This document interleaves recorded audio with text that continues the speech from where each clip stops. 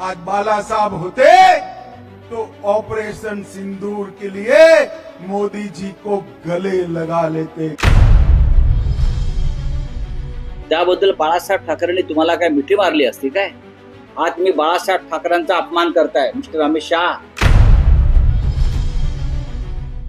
अमित शहांचा राजीनामा आणि राजीनामा घेण्याचं जबाबदारी ही नरेंद्र मोदींची होती आणि हे सांगतायत आम्हाला की आज जर माननीय शिवसेना प्रमुख असते, आज शिवसेना प्रमुख असते तर त्यांना पश्चाताप झाला असता किंवा नरेंद्र मोदी आणि अमित शहाना मी वाचवलं, कोणाला खुनातून वाचवलं, कुणाचं मुख्यमंत्रीपद वाचवलं, आता त्यांना पश्चाताप झाला असता। त्यांनी काय केलं? ऑपरेशन सिंदूर प्रेसिडेंट ट्रम्पच्या धमकीनं पाकिस्तान बरोबरच्या युद्धातून माघार घेतली आणि तुम्ही आता ऑपरेशन सिंदूरचं राजकारण करताय। मी परत सांगतो, अमित शहा थोडी जरी नैतिकता शिल्लक असेल तर राजीनामा द्या आणि महाराष्ट्राच्या वाट्याला जाऊ नका। हे स्पष्टपणे आम्ही सांगतो तुम्हाला। काय तुमचं कर्तृत्व आहे? काय दिवे लावलेत तुम्ही? काय दिवे लावले? उद्धव ठाकरे तुम्हाला शरण गेले नाहीत तुमच्या बेईमानीला, की तुम्ही बेईमानीचं बीज इथे पेरलाय त्याला शरण गेलो नाहीत आम्ही सगळे।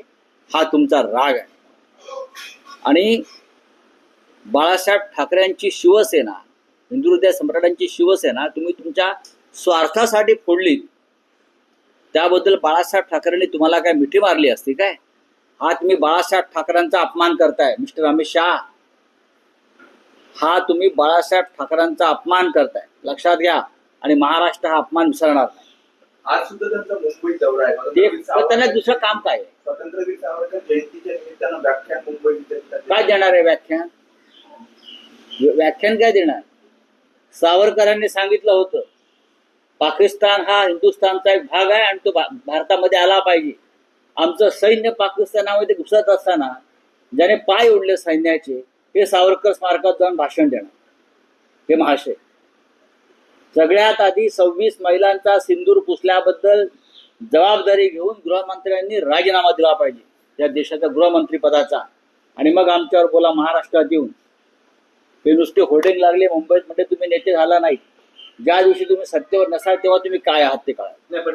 सोशल मीडियाच्या भाऊ गर्दीत विश्वासार्हतेने चकाकणारे नाव म्हणजे लेट्सअप मराठी। सगळ्यांना, सगळ्या नागरिकांना ती स्पीच, ती लेट्सअप वरील मुलाखती म्हणजे विचारांचा खजिना। त्यानंतरच्या निवडणुकीमध्ये मला सोडून गेले। बातम्या केवळ वस्तुस्थिती सांगणाऱ्या, न प्रोपगंडा, फक्त जनतेचा अजेंडा। क्योंकि आने वाला कल जाने वाला है, जाने वाला कल आने वाला है। राजकारण, मनोरंजन असो की क्रीडा क्षेत्र, महाराष्ट्राची स्पंदने संवेदनशीलतेने टिपणारे माध्यम म्हणजे लेट्सअप मराठी। जगासोबत एक पाऊल पुढे राहण्यासाठी लेट्सअपचे ॲप, सोशल मीडिया आणि वेबसाईट सोबत कनेक्टेड रहा।